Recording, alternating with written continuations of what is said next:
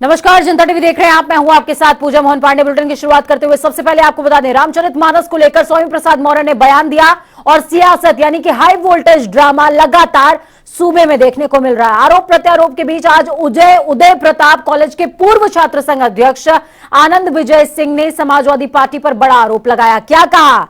Guest house कांड का जिन निकाला है दोबारा बाहर, और उसके जस्मदीद भी रहे हैं आनंद विजय। उन्होंने कहा, जिस दिन समाजवादी पार्टी के कार्यकर्ताओं ने लखनऊ के गेस्ट हाउस में मायावती के साथ अभद्रता करी, उस दिन समाजवाद कहां गया था? उस दिन क्या मायावती एक शूद्र नहीं थी? आनंद विजय ने रामचरितमानस का व्याख्यान भी किया और स्वामी प्रसाद मौर्य पर कई गंभीर आरोप लगाए हैं। देखिए, लगातार हम लोग टीवी पर और पेपरों के माध्यम से लगातार हम लोग देख रहे हैं कि रामचरितमानस पर जो महाकवि तुलसीदास जी के जो कविता है, जो उस पर बहस चल रही है, उस पर राजनीति चल रही है और प्रतिदिन इस पर डिबेट हो रहा है हर टीवी चैनलों में। तो उस बारे में हम ये कहना चाहेंगे कि महाकवि तुलसीदास जी ने कहा है कि ढोल, गवार, शूद्र, पशु और नारी, उन्होंने 5 शब्दों का प्रयोग किया है। ढोल को हटा दिया जाए तो शूद्र, पशु, नारी ये सब जीवात्माएं हैं, लेकिन उन्होंने ढोल शब्द का प्रयोग क्यों किया? लगातार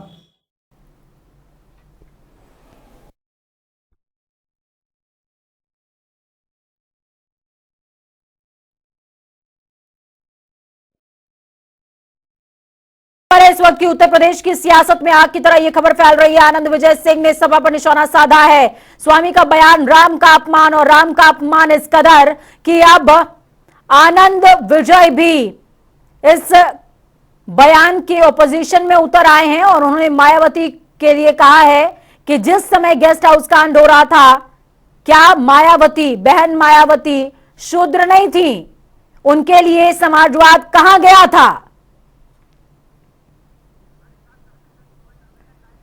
धर्मेंद्र जुड़े हुए हमारे साथ में। धर्मेंद्र, क्या कुछ अपडेट?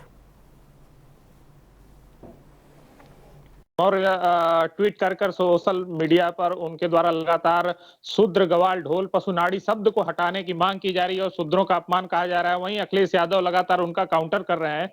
तो कहीं ना कहीं उस काउंटर को जो मायावती के साथ वहां पे घटनाएं हुई थी उसका जिक्र करते हुए उदय प्रताप कॉलेज के पूर्व अध्यक्ष, उसके चश्मदीद हैं, उन्होंने सीधे तौर पे काउंटर किया। उन्होंने कहा है कि क्या उस समय शूद्रों की याद नहीं आई थी? जो स्वामी प्रसाद मौर्य जिस बसपा में थे, अब सपा का दामन थामने के बाद शूद्र की बात कर रहे हैं, और वहीं अखिलेश यादव लगातार शूद्र की बात कर रहे हैं कि शूद्र शब्द रामचरितमानस से हटाया जाए। तो जिस तरीके से माहौल बना रहे हैं, जातिगत हिंदुत्व की बात करते थे, और रामचरितमानस में तुलसीदास ने जिस तरीके से जिक्र किया है, ये मुगलों के शासन में उन्होंने किया था, और ना कि शूद्र का मतलब कई और अन्य अर्थ होते हैं, लेकिन उसको लगातार इसको एक राजनीतिक माहौल बनाया जा रहा है। और कहीं ना कहीं शूद्र शब्द को लेके ओटों की रोटी जिस तरीके से सेकने का प्रयास कर रही है, ये सरासर गलत है और सनातन संस्कृति पे सीधे तौर पे आघात है। पूजा और समझना चाहूंगी, देखिए लगातार हम जिक्र कर रहे हैं पंक्तियों का, लगातार यहां पर अब स्वामी प्रसाद मौर्य के बयान पर जो सियासत आई थी, इसमें अब मायावती का जिक्र भी होने लगा है। मायावती ने हालांकि ट्वीट करते हुए दलितों के लिए बोला था। उन्होंने कहा कि ग्रंथ उनके लिए नहीं है, उनके लिए संविधान है। मायावती की आज बहुत बड़ी एंट्री कर दी है आनंद विजय ने अपने इस बयान के बाद। क्या लगता है आपको, बीजेपी की तरफ से किसी तरह का कोई बयान जारी होगा क्या? देखिए पूजा, जिस तरीके धर्मेंद्र, आपको यहाँ पर रोकना चाहेंगे, माफ करेंगे। यहाँ पर हमारे साथ में संपादक जुड़ गए हैं, हमारे के उपाध्याय जी जुड़े हुए हैं। सर, मैं आपसे समझना चाहूंगी इस बयान के अपने आप में क्या मायने हैं, क्योंकि मायावती को और गेस्ट हाउस कांड के जिन को दोबारा निकाला गया है।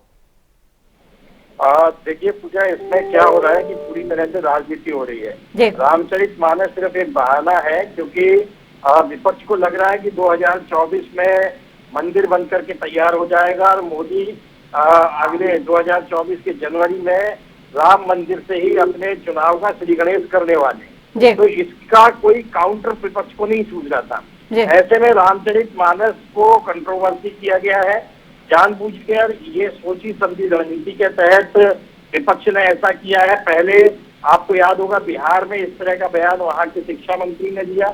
अब स्वामी प्रसाद मौर्य जो यहाँ पे पिछड़ों के बड़े नेता माने जाते हैं, उन्होंने दिया है। वो जो दलितों का वोट है, कि अभी ऐसा लग रहा था कि दलितों का वोट जो मायावती का कभी हुआ करता था वो बीजेपी की तरफ शिफ्ट होता हुआ दिख रहा है। बिल्कुल। तो इसे लेकर के ये राजनीति शुरू हुई है।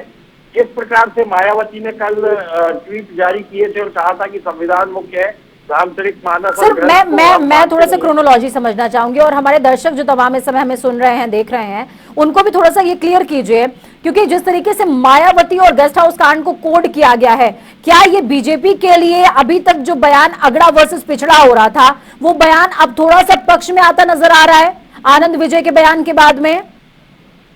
नहीं, आनंद विजय के बयान सिर्फ इस बात के लिए है कि जो ये शेड्यूल कास्ट वोट है, एससी जैसे हम बोलते हैं, इस वोट बैंक को बरकरार रखना। उनकी अभी जो पॉलिटिक्स है कि वो जो एससी वोट के आधार पे, दलित वोट बैंक को के आधार पे वो अपनी राजनीति करते आए।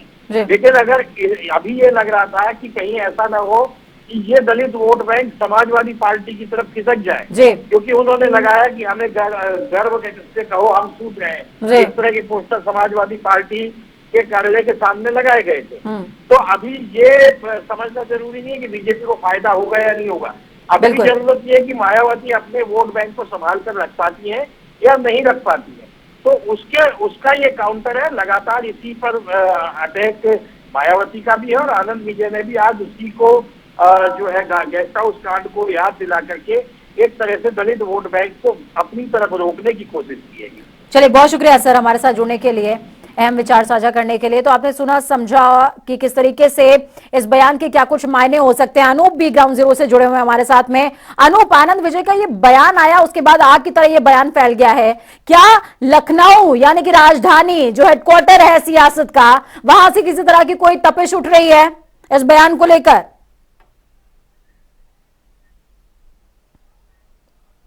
जिसमें साफ तौर से अखिलेश यादव पर निशाना साधा था। उन्होंने कहा था कि वो गैस कांड, मुझे लगता समाजवादी पार्टी भूल गई है जिस समय गैस कांड हुआ था। और ये जो रामचरितमानस को लेकर दलितों को कहीं ना कहीं इस पर आरोप लग रहा है, तो कहीं ना कहीं ये दलितों का अपमान है समाजवादी पार्टी कर रही है, क्योंकि समाजवादी पार्टी लगातार जिस तरीके से कोशिश कर रही कि दलित उनके पाले में आए, लेकिन कहीं ना कहीं मायावती का जिस तरीके से बयान आया था कि इस पे समाजवादी पार्टी भले ही कोशिश कर रही है लेकिन कुछ होने वाला नहीं है, क्योंकि जो ओबीसी वोटर है या दलित जो वोटर है वो समाजवादी पार्टी को समझ चुका है। और 2024 में मायावती के साथ में होता, मुझे याद है जिस समय मायावती का जन्मदिन था और अपना जन्मदिन पूरे देश पे मना रही थी, अपने कार्यकर्ताओं को संबोधित कर रही थी, उस समय भी ये बयान उनका आया था कि समाजवादी पार्टी लगातार उनके साथ रही, लेकिन अलायंस के समय जिस तरह अरुण, मैं आपको यहाँ पर रोकना चाहूंगी, वो बाइट सुनाते हैं तमाम दर्शकों को जिसमें आनंद विजय सिंह क्या कुछ कह रहे हैं, सुनाएंगे दर्शकों को। ये केवल एक राजनीतिक ओछी राजनीतिक है। वो बसपा से निकल कर आए हैं और बसपा में भी रहे हैं। भानुमती मायावती जी के साथ क्या हुआ वो अच्छी तरह से जानते हैं, और उसके बाद ये इस तरह की राजनीति करके हिंदुओं को एक होने से अलग करना चाहते हैं। जो हिंदू एक हुए हैं, पहले क्या था कि उस समय 15वीं शताब्दी में 16वीं शताब्दी में महाकवि तुलसीदास जी ने इस रामायण रचना का निर्माण किया था। वो यही काशी में उन्होंने रचना का शुरुआत किया और लिखा। वो उस समय महाकवि तुलसीदास जी जब घोर उस समय मुगलों का चल रहा था, राज्य चल रहा था, और मुगल अपने संस्कार और संस्कृति और सभ्यता को लेकर इस देश में आए और उनका सभ्यता और संस्कृति। अनूप के पास जाएंगे। अनूप, आपने सुना आनंद विजय किस तरीके से मायावती को कोट करते हुए नजर आ रहे हैं, और उन्होंने साफ तौर पर कहा कि बसपा से निकले, बसपा की जड़ है, और अब आकर के हमारा ही वोट बैंक किसकाएंगे। यानी कि 24 से 26% की जो दलित वोट बैंक की सियासत है वो इस समय सूबे में हाई नजर आ रही है। आखिरी में पता चलेगा 24 में पाले में गए आखिरकार किसके, लेकिन जिन तो निकाल दिया है गेस्ट हाउस कांड का दोबारा से। देखिए बिल्कुल सही बात है। जिस तरीके से स्वामी प्रसाद मौर्य ने एक तुरुप चला है कि जो दलित वोटर है या फिर ओबीसी वोटर है उसको कहीं ना कहीं एक जगह इकट्ठा किया जाए, और इस रामायण रामचरितमानस पर एक तरीके सवाल उठाया और अपने समाज को जोड़ने को लेकर। लेकिन कहीं ना कहीं मायावती को इस गैस कांड का याद दिलाना पड़ा कि उस समय जब गैस कांड हुआ था उस समय किस तरीके से समाजवादी पार्टी के जो नेता थे उसमें इन्वॉल्व थे, उस समय क्या कुछ हुआ था।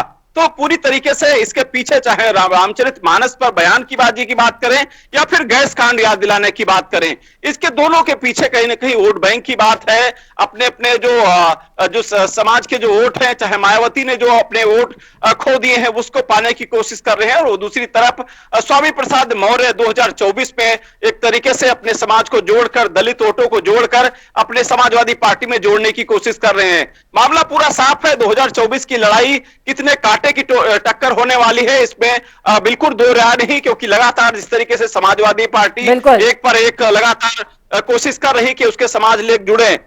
दूसरी तरफ भारतीय जनता पार्टी इस प्रतिक्रिया पर कोई बहुत बड़ा सवाल नहीं, प्रतिक्रिया नहीं आ रही, क्योंकि भारतीय जनता पार्टी कोशिश कर रही है कि इस बयानबाजी से बचा जा सके, क्योंकि अगर भारतीय जनता पार्टी की तरफ से कोई बयानबाजी होती है तो समाजवादी पार्टी को राजनीतिक फायदा कहीं ना पहुंच पाए। इसी वजह से कहीं ना कहीं वो बैकफुट पर आकर के पीछे से कहीं ना कहीं बयानबाजी आ रही है। बिल्कुल, देखना बहुत शुक्रिया हमारे साथ जुड़ने के लिए, अनूप, अहम जानकारी ग्राउंड जीरो से साझा करने के लिए। तो सियासत हाई है और voltage drama, high voltage drama भी जारी है सूबे के अंदर। दूसरी तरफ क्या हो रहा है वो भी समझिए। मुख्यमंत्री तो नहीं पहुंचे आगरा, लेकिन पूर्व मुख्यमंत्री यानी कि अखिलेश यादव जरूर पहुंच गए, जहां समाजवादी पार्टी के कार्यकर्ताओं ने बुके और माला पहनाकर सपा मुखिया का जोरदार स्वागत किया। आपको बता दें, दिनेश चतुर्वेदी की सुपुर्द की शादी में पहुंचे हुए थे अखिलेश यादव।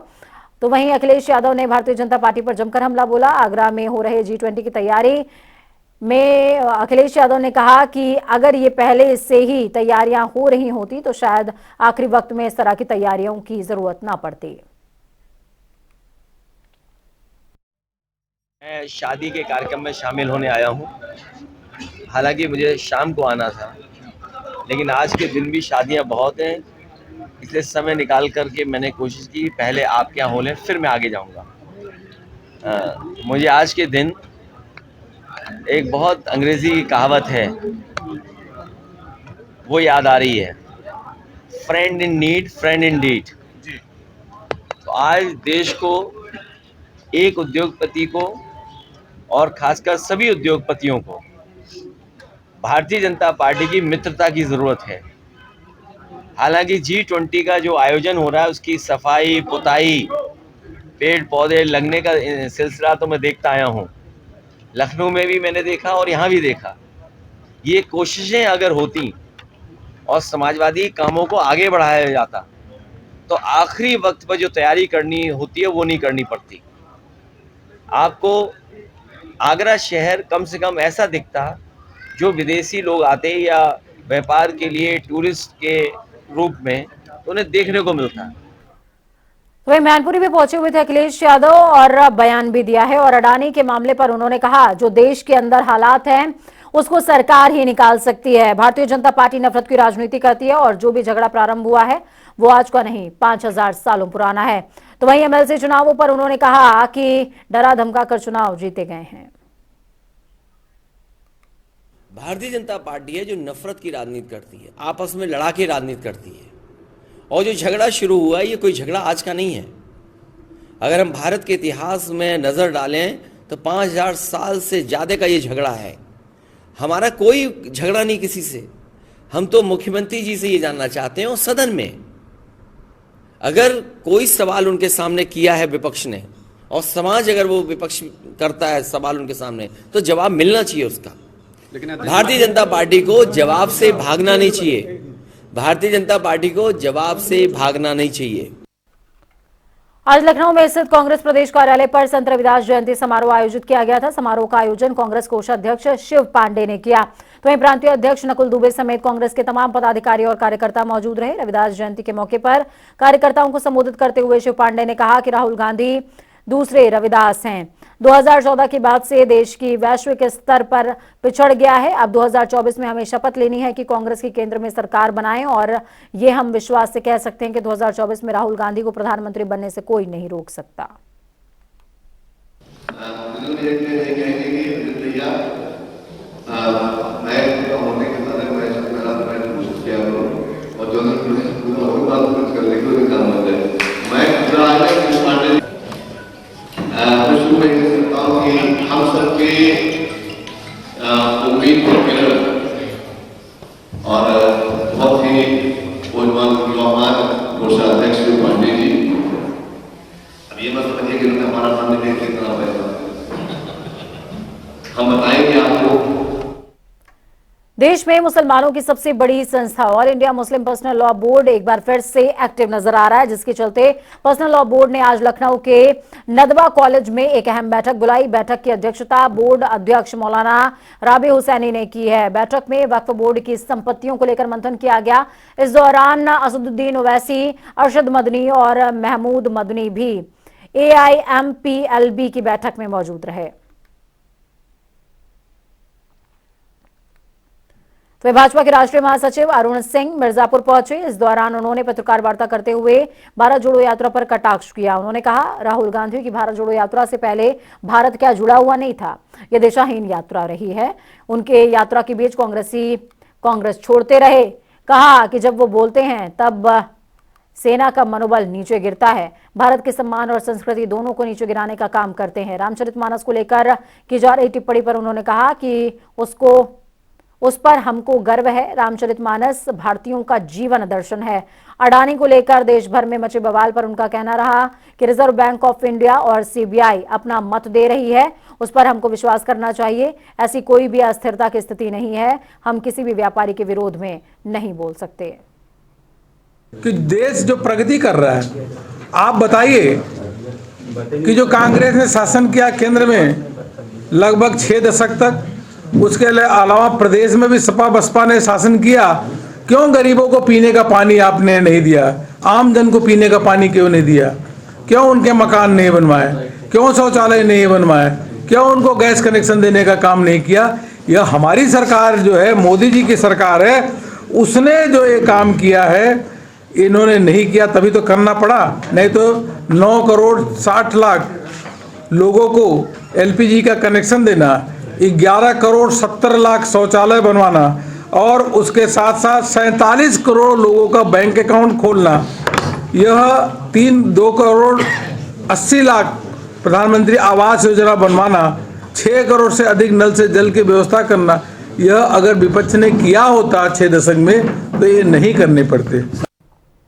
रायबरेली की सलोन से लव जिहाद का मामला सामने आया, जहां पर घर पर दूध देने आने वाले अब्दुल खालिद नाम का युवक मुन्ना यादव बनकर दलित युवती को प्रेम जाल में फंसाता हुआ नजर आया।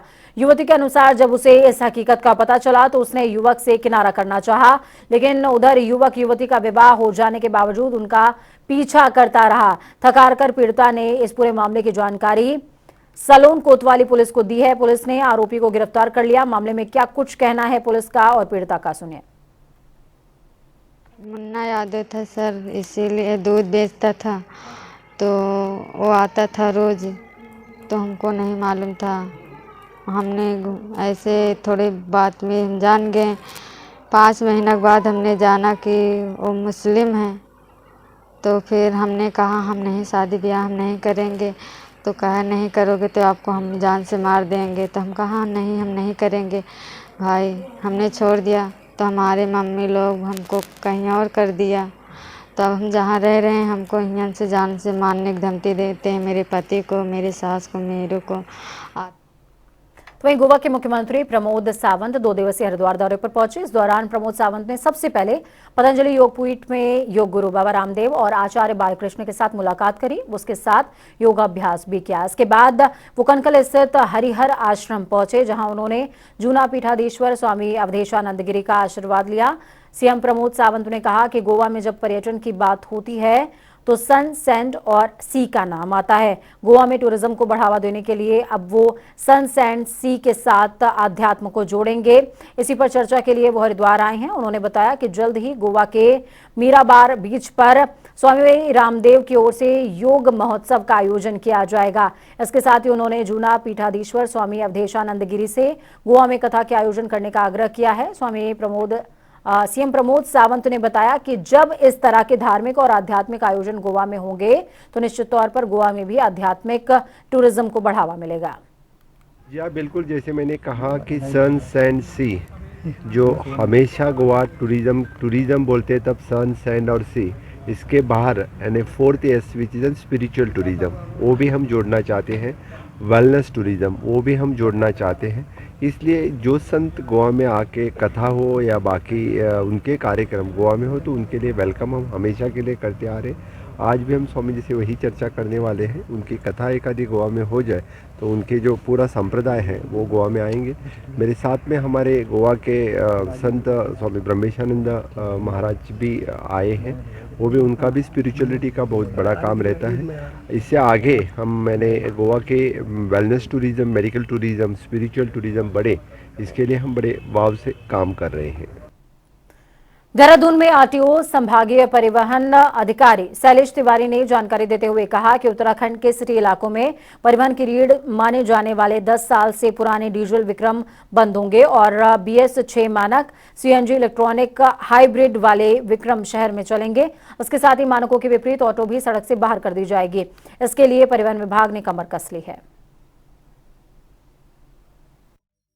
हमने जो अभी आपने देखा होगा कि हमारा मुख्य उद्देश्य है कि पॉल्यूशन को कम करना और ग्रीन एनर्जी को बढ़ावा देना। इस उद्देश्य से हम लोगों ने देहरादून शहर में जो विक्रम चल रहे हैं उनको रिप्लेस करने की बात हो रही है। उनके पास ऑप्शन है कि वो नई गाड़ी BS6 ले आए या इलेक्ट्रिक व्हीकल ले आए या CNG वाली गाड़ी ले आए। इसके लिए उनको टाइम दिया गया है। अगर कोई विक्रम 10 साल से पुरानी है तो उसके लिए 31 मार्च 2023 का टाइम दे रखा गया है और जो नए विक्रम हैं जो 10 साल से कम आयु वाले हैं उनके लिए 31 दिसंबर 2023 का टाइम नियत किया गया है। बड़ी खबर अहम जानकारी आपको दे रहे हैं। बड़ी खबर सामने आ रही है बरेली से। बड़ी खबर है, बरेली पुलिस को SSP के निर्देश में चलाए गए अभियान के तहत बड़ी कामयाबी हाथ लगी है। आपको बता दें कि पुलिस ने 120 गौ तस्करों को गिरफ्तार किया है। पुलिस ने इन आरोपियों की गिरफ्तारी गौकशी करते हुए अलग अलग थाना क्षेत्रों में की है। इस दौरान पुलिस ने आरोपियों के पास से भारी तादाद में गौमांस और औजार भी बरामद किए हैं। अब पुलिस सभी आरोपियों के खिलाफ मामले की विधिक कार्रवाई में जुटी हुई है।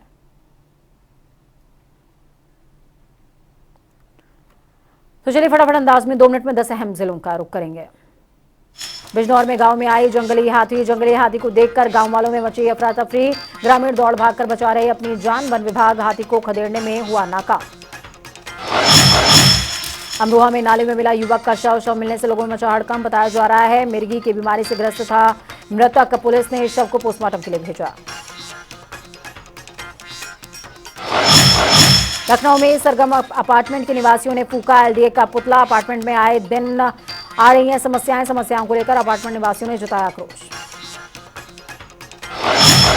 आगरा में स्पेनिश महिला का पर्स टैक्सी में छूटा। पर्स में थे पैसों के साथ जरूरी दस्तावेज। टैक्सी चालक ने लौटाया महिला का पर्स। महिला ने किया टैक्सी चालक का धन्यवाद। चंदौली में नहीं थम रहा चोरों का आतंक। सरकारी कार्यालय भी हुआ चोरों के आतंक का शिकार। चोरों ने पंचायत भवन का ताला तोड़कर लाखों का सामान किया जब्त। ग्राम प्रधान ने सदर कोतवाली पुलिस को दी घटना की जानकारी। रायबरेली में संदिग्ध परिस्थितियों में मिला युवक का शव। हत्या करके शव को फेंके जाने की आशंका। शव की नहीं हो रही है शिनाख्त। सूचना पर पहुंची पुलिस पड़ताल में जुटी। चंदौली में दबंगों के हौसले बुलंद। बाइक सवार बदमाशों ने अधेड़ को मारा धक्का मारकर अधेड़ के 53,000 रुपए छीने और हो गए रफू चक्कर। बैंक से पैसा निकालकर घर जा रहा था पीड़ित। चंदौली में खड़ी ट्रक के कैबिन में लगी भीषण आग। आग लगने से मची अफरा तफरी। मौके पर पहुंची फायर ब्रिगेड की टीम। आग पर पाया काबू। रामनगर में रमेश चंद्र हत्याकांड का पुलिस ने किया खुलासा। मृतक की पत्नी सहित 3 आरोपी गिरफ्तार। अवैध संबंधों के चलते की गई थी हत्या। नदी किनारे लहूलुहान हालत में मिला था मृतक का आकाश। बांदा में 15 साल की किशोरी ने की आत्महत्या। किशोरी ने खुद को मारी गोली। डॉक्टर ने किशोरी को किया मृत घोषित। शव को पोस्टमार्टम के लिए भेजकर मामले की तफ्तीश में जुटी पुलिस। वक्त यहाँ पर छोटे से ब्रेक का। ब्रेक के उस पार खबरों का सफर लगातार जारी रहेगा। बने रहिए जनता टीवी के साथ क्योंकि हमें आपकी ताकत। हमारी ये कामना कि आपका आने वाला कल आज से बेहतरीन हो और आप स्वस्थ रहें। नमस्कार।